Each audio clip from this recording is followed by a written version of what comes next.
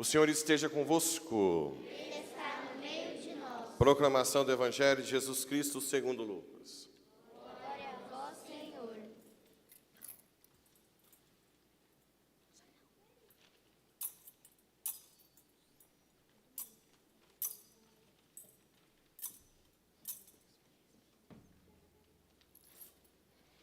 Naquele tempo, Jesus disse aos fariseus: havia um homem rico que se vestia com roupas finas e elegantes e fazia festas esplêndidas todos os dias.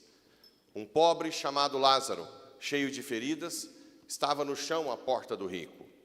Ele queria matar a fome com as sobras que caíam da mesa do rico. E além disso, vinham os cachorros lamber suas feridas. Quando o pobre morreu, os anjos levaram-no para junto de Abraão. Morreu também o rico e foi enterrado. Na região dos mortos, no meio dos tormentos, o rico levantou os olhos e viu de longe a Abraão, com Lázaro ao seu lado. Então gritou: Pai Abraão, tem piedade de mim. Manda Lázaro molhar a ponta do dedo para me refrescar a língua, porque sofro muito nessas chamas. Mas Abraão respondeu: Filho, lembra-te de que tu recebeste teus bens durante a vida, e Lázaro, por sua vez, os males. Agora, porém, ele encontra aqui consolo, e tu és atormentado. E além disso, há um grande abismo entre nós. Por mais que alguém desejasse, não poderia passar daqui para junto de vós, e nem os daí poderiam atravessar até nós. O rico insistiu: Pai, eu te suplico, manda Lázaro à casa do meu pai, porque eu tenho 5 irmãos. Manda preveni-los para que não venham também eles para este lugar de tormento.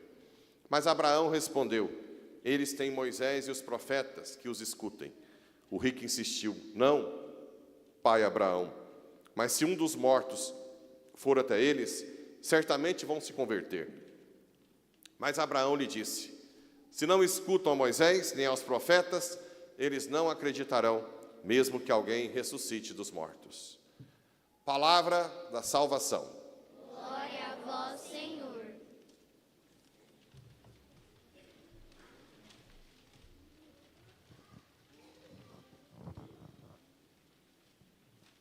Vamos mudar de assunto?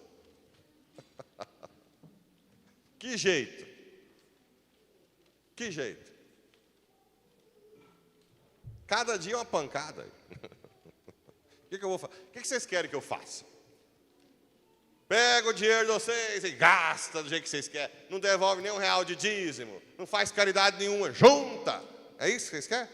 E sejam felizes para sempre. É isso? Vai eu e vocês pro... Onde o rico está, né? Não tem como fugir, gente. Ou você ama Deus, ama o dinheiro. Agora vamos lá. Vamos esclarecer alguns pontos antes de eu entrar na homilia de verdade. Eu tenho notado que muita gente que quando não me escuta ou não vai à igreja, começa, depois de um certo tempo de velhice, começa a achar assim, ó.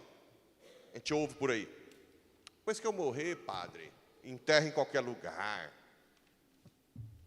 Estou nem aí depois que eu morrer. Estou nem aí, né? Eu não confesso com o padre, que é tudo igual, né? Então vamos lá. A alma do ser humano permanece depois da morte? Isso é ato de fé, dogma de fé. Sim. O que é que nós temos para entender que a alma nossa não é igual ao do animal? Alma, em filosofia, quer dizer vida. Então eu posso dizer que o vegetal tem vida, animal tem vida, então tem alma.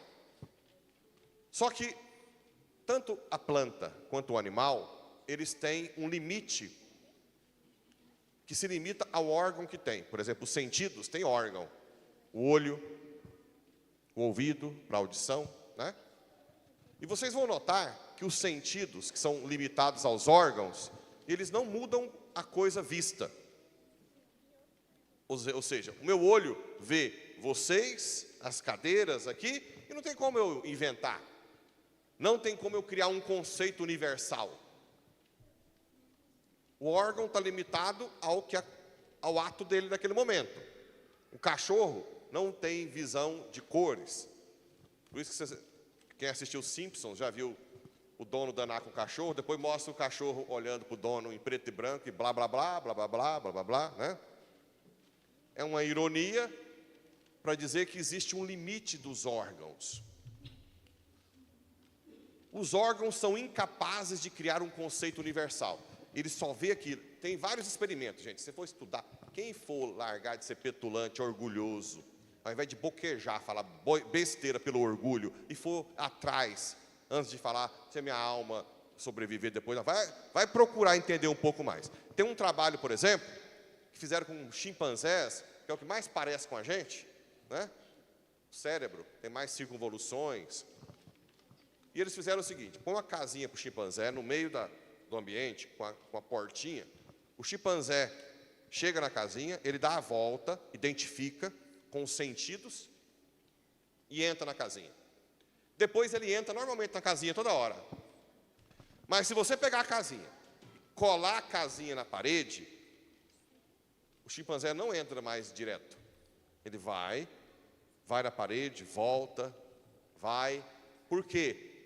Porque a cada instante ele identifica com os sentidos um conhecimento, que é limitado ao órgão. Ora, nós vamos além disso.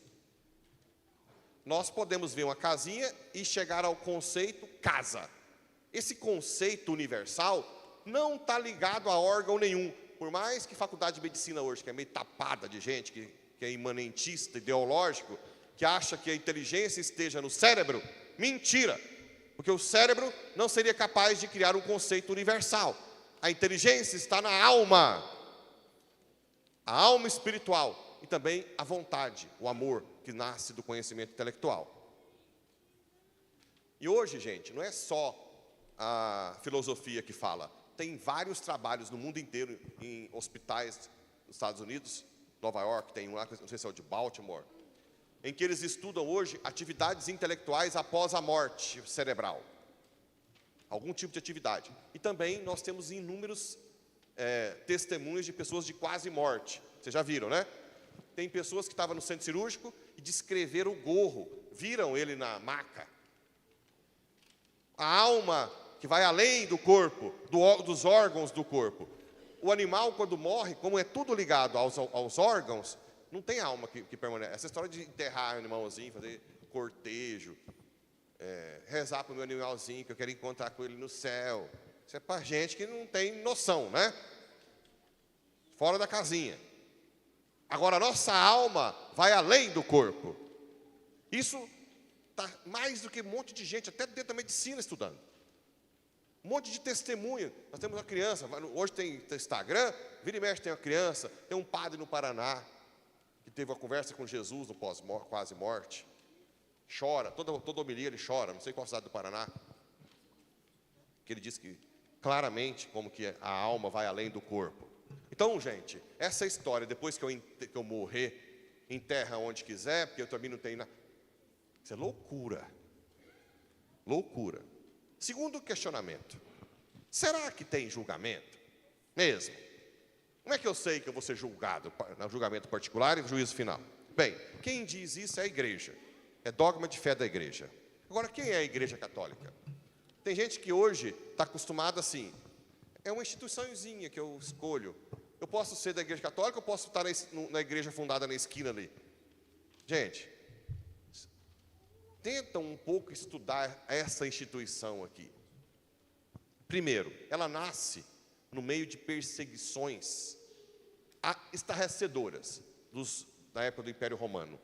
Na época de Nero, em que ele botou fogo em Roma, e ele culpou os cristãos, foi ele que matou São Pedro e São Paulo, eles colocavam os cristãos amarrados em poste e queimava. Punha no Coliseu com os animais, né? No circo máximo. Matava cristão para ver cair. E sabe o que acontecia? Quanto mais matava, mais cristãos surgiam. Tertuliano, que é um padre da igreja, dizia: sangue de novos mártires, sangue de mártires, sementes de novos cristãos. Chegou no século IV, Constantino coloca o cristianismo como religião oficial, mas a igreja nunca deixou de ser atacada. Primeiro por dentro, muita tranqueira dentro da igreja, sempre existiu. Imagina com poder, se hoje tem tranqueira na igreja que atrapalha a igreja, imagina naquela época com poder civil. Porque quando a igreja era oficial do Estado na Idade Média, tinha poder civil. Claro que se corrompia. Mas não adianta vir com desculpinha que você não vai porque fulano te decepcionou ou não, porque a igreja está muito além disso. Tanto é que ela está até hoje no mundo inteiro. Depois das invasões bárbaras, os bárbaros invadiram a Europa, botavam fogo nos mosteiros para todo lado. Sabe o que a igreja católica fez? Pegou os pergaminhos, os rótulos, os códex, os papiros, de tudo, de documentos da igreja, da Bíblia, e levou para a Irlanda, nos mosteiros mais ocidentais, onde os bárbaros não chegavam. Eu já visitei as ruínas desses mosteiros na Irlanda, no meio do nada lá, mosteiros famosos, que protegeram, para depois o protestante ir falar que nós não seguimos a Bíblia. Primeiro, se não tivesse nós, não ia chegar nem neles, né? Teve que a igreja católica proteger a vida inteira. Depois, a reforma, a batalha com os muçulmanos, otomanos, que era muito mais forte do que o exército cristão, o Papa convocou para rezar o rosário da batalha de Lepanto, e a igreja venceu rezando o rosário, todo mundo rezando. Por isso que tem a Nossa Senhora do Rosário. Não é isso? A reforma protestante, que foi uma facada na igreja, porque os reis estavam lá, porque os papas os faziam reis. E sabe por que a maioria muitos países viraram protestantes? Sabe por quê? Porque Lutero, depois que ele ficou feridinho, e os outros, Calvino, Zwingli, todos os outros reformadores, diziam que quem deveria cuidar dos bens da igreja era o Estado. E adivinha se esses reis sacanas, ladrões fizeram? Traíram a igreja. Viraram tudo protestante. Mas por que queriam ser protestantes? Não, porque saquearam toda a igreja. Você vai na Europa do Norte hoje, aquelas igrejas belíssimas, que eram de mosteiro, tudo luterana, parada, sem ninguém. Que também está tudo virando ateu. Tudo virando ateu. Roubaram tudo da igreja. Roubo. Você vai na Finlândia, as igrejas católicas todas lá luteranas, roubaram. Na Alemanha. A Alemanha, para tentar amenizar o roubo que fizeram com a igreja, que aí foi uma facada enorme na igreja, a Alemanha, ela cobra o dízimo diretamente para a igreja. Então, se você for na Alemanha e você marcar lá, católico, você vai pagar 8% da renda do imposto que você vai pagar para a igreja, a mais. O que está acontecendo na Alemanha? Católico é católico de todo jeito, né? Muita gente não está marcando que é católico. Aí eles vão na igreja querendo batizar, os padres ficam com raiva porque não marcou e não quer batizar. Fala que é herege. É uma briga. Só que na Alemanha, como tem muito dinheiro e o povo marca, é a igreja mais rica do mundo. Eu tenho minha dúvida, depois vocês olham na internet. Mas a igreja católica na Alemanha arrecada, não sei se é 2 bilhões e meio de euros ou 5 bilhões de euros por ano. Bilhões de euros, daria 30 bilhões, 35 bilhões de reais. É a igreja mais rica disparada. Tem problema, que dinheiro também corrompe, né? Também é a igreja mais ideologizada do mundo. Mas é a Alemanha que manteve o Brasil por muito tempo, a África, a Alemanha que manda dinheiro para Estônia, Lituânia, a Finlândia, que é um país rico, a igreja católica lá é paupérrima, 0,4%. É a Alemanha que ajuda, a Dinamarca, que é um país riquíssimo, a igreja católica é pobre, quem ajuda é a Alemanha, só que se corrompeu. E a Alemanha fez isso para se redimir do roubo que fizeram com a igreja. Foi um ataque, e a igreja sobreviveu.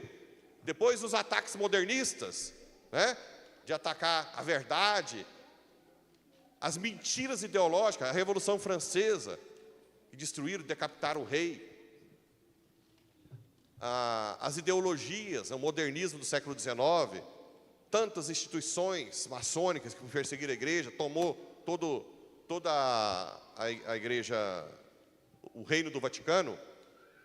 O próprio Vaticano, que é 0,4 quilômetros quadrados, é um ovinho.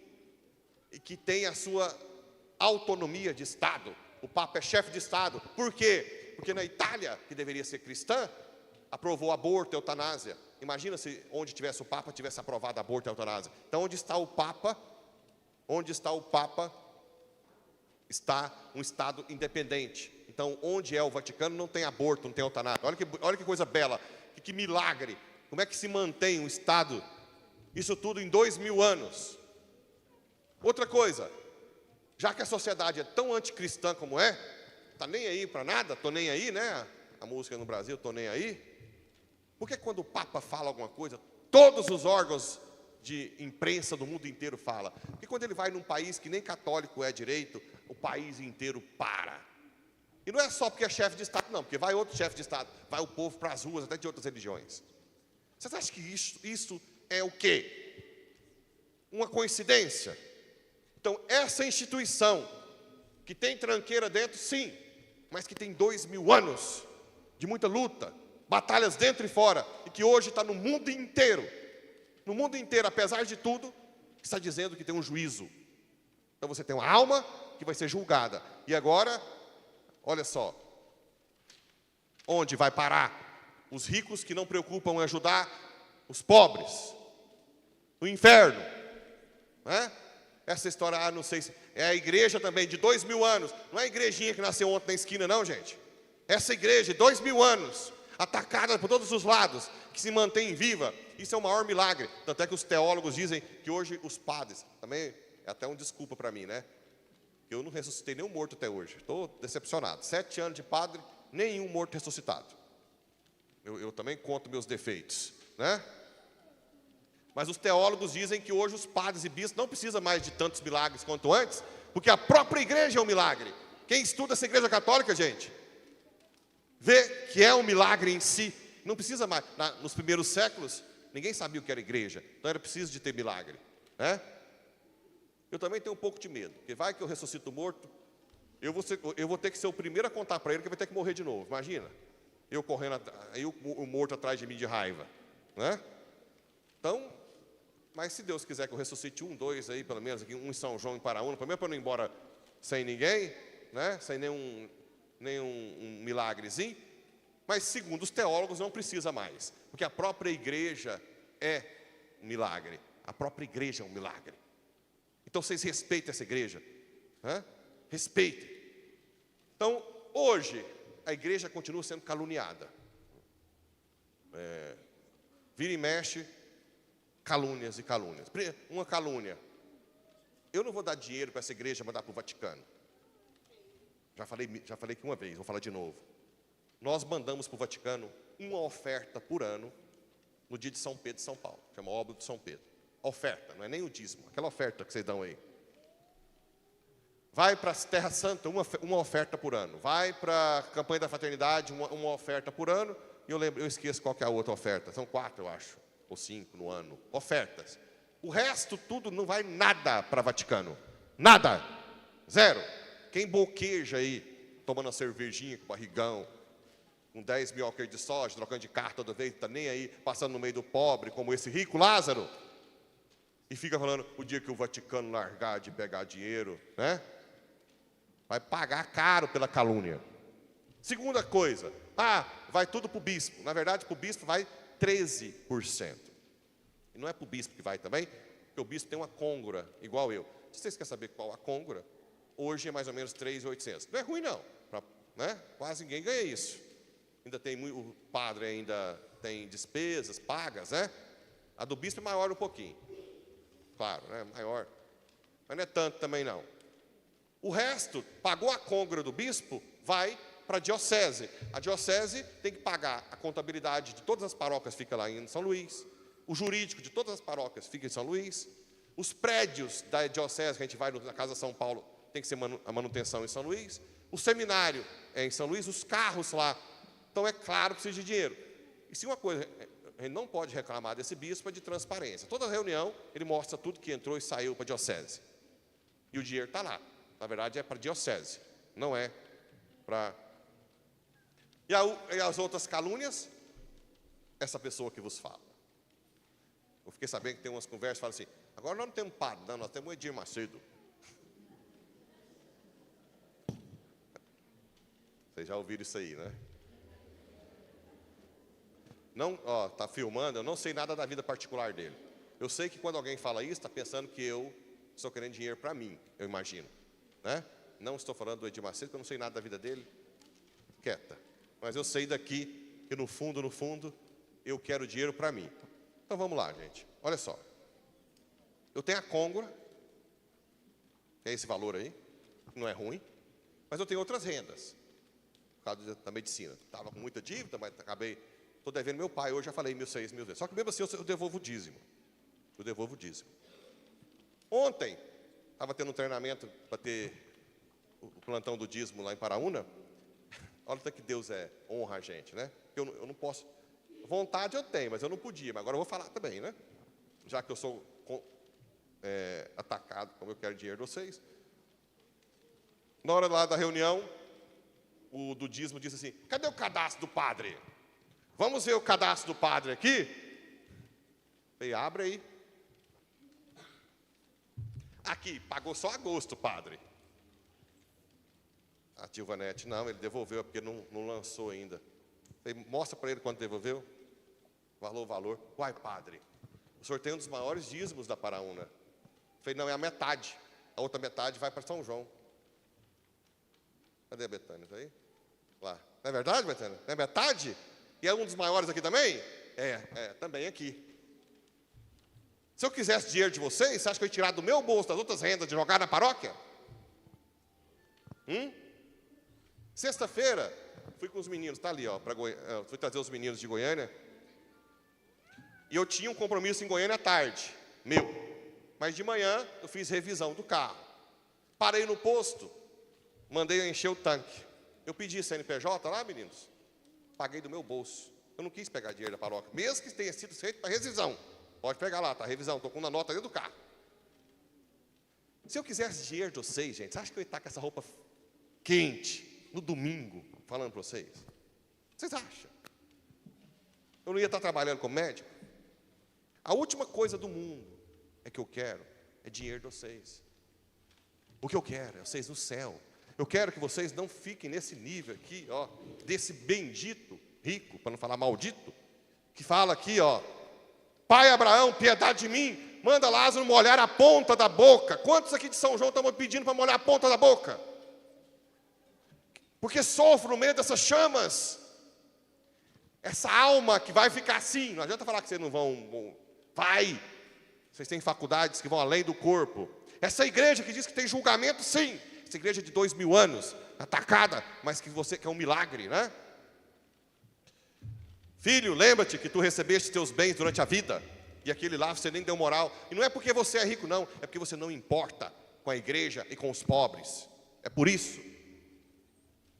Você não importa. Deus dá a oportunidade para a gente. Aliás, eu vou aproveitar os meninos aqui. Eles quiseram, eu falei assim, onde vocês quiserem comer? Não, no Madeiro. Madeiro, que é um negócio de sanduíche chique. Lá no setor Bueno. O que entrou lá dentro do restaurante? Um pobre pedindo comida. Todo lugar que eu vou em Goiânia vai um pobre. Sabe o que é isso para mim? Uma honra. Para mim é o cartão postal que Deus está comigo. O dia que eu for num lugar que nenhum pobre me visitar, é porque eu vou ficar preocupado. E eu falei, pega o que você quiser, né? Pega o que você quiser. É oportunidade minha. Madre Teresa, quando abriu uma casa e ela fazia discurso, ela falava assim, vocês acham que os pobres precisam de vocês? Vocês precisam dele, porque eles já estão salvos. Olha aqui, o rico insistiu, pai, porque eu tenho 5 irmãos, manda preveni-los para que não venham também para este lugar de tormento. Gente, isso aqui é real, está na Bíblia.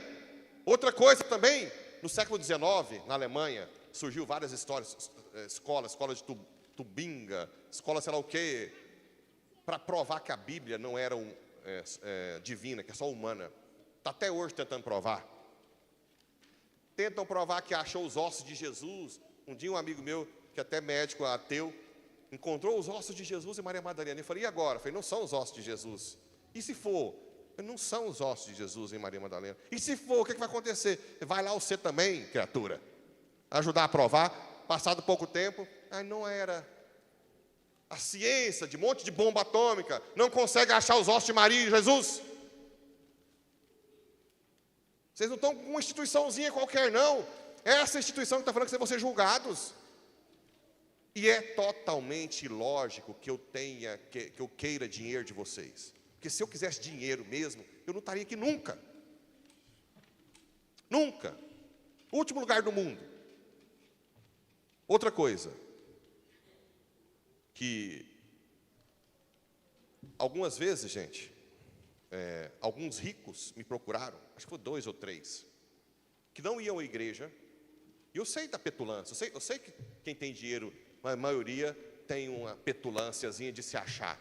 E vieram para mim e disseram assim: padre, está aqui Jesus, se eu estiver mentindo. Padre, o que o senhor precisa na igreja? Eu quero fazer uma doação. E eu olhei nos olhos e disse assim: sua alma. Ficaram assim: eu quero a sua alma. Confesso para vocês que eu achei que eles iam doar a si mesmo. A maioria não doa mais. Eu não sei porquê, você ficou chocado. Não doou. Depois eu perguntei na secretaria: doou? Não. Por quê? Não, porque eu pedi a alma dele. Para mim não interessa só o dinheiro, gente. Eu quero a sua alma. Eu quero uma pessoa convertida, que reza, que faz caridade sabendo que tudo vem de Deus. Não é só o dinheirinho. Não é isso. Aqui nós estamos precisando de dinheiro para casa, mas eu tenho certeza que a providência de Deus não vai deixar faltar. Mesmo que muitos são avarentos, muitos só preocupam com a sua vida. Agora, que eu queira seu dinheiro, esquece. Esquece. E outra coisa, eu não estou aqui para agradar todo mundo. Eu amo vocês para vocês ir para o céu. Se quiser ser meu amigo, eu abraço, beijo, põe no colo, o que você quiser. Se quiser ficar com raivinha de mim, fica lá no último banco, de bico. Mas não deixa de vir à missa. Mas eu vou rezar para você. A vida inteira. Nem que você se converta daqui 5 anos, 10 anos, para você não virar isso aqui, ó. Isso aqui. Eu vou rezar sempre para você. Você com raiva de mim ou não?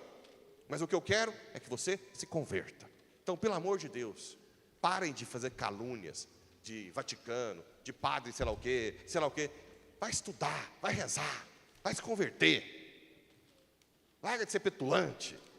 Pelo amor de Deus, olha a igreja que você está, a oportunidade que você tem de ser salvo, de salvar sua família inteira. Eu vou estar aqui. Enquanto tiver essas leituras aqui, não adianta falar que eu vou recuar, eu estou maçando o bar, estou falando a mesma coisa, que eu sou sei lá o quê, eu só preocupo com dinheiro. Não, é Deus que sabe que se você não se converte, o seu bolsinho você não mexe mesmo, né? E eu espero, no dia do julgamento, quando começar a ir gente para essa chama aqui, que queima eternamente, o último culpado vai ser eu. O último culpado. Eu prefiro que vocês fiquem com raivinha de mim, mas que ouçam a verdade e um dia se convertam. E eu vou falar até morrer. Até morrer. Que Deus ilumine a cabeça de vocês para vocês serem santos. Porque na verdade, tudo isso que eu falo é por amor. Eu quero vocês no céu. Assim seja. Creio em Deus Pai,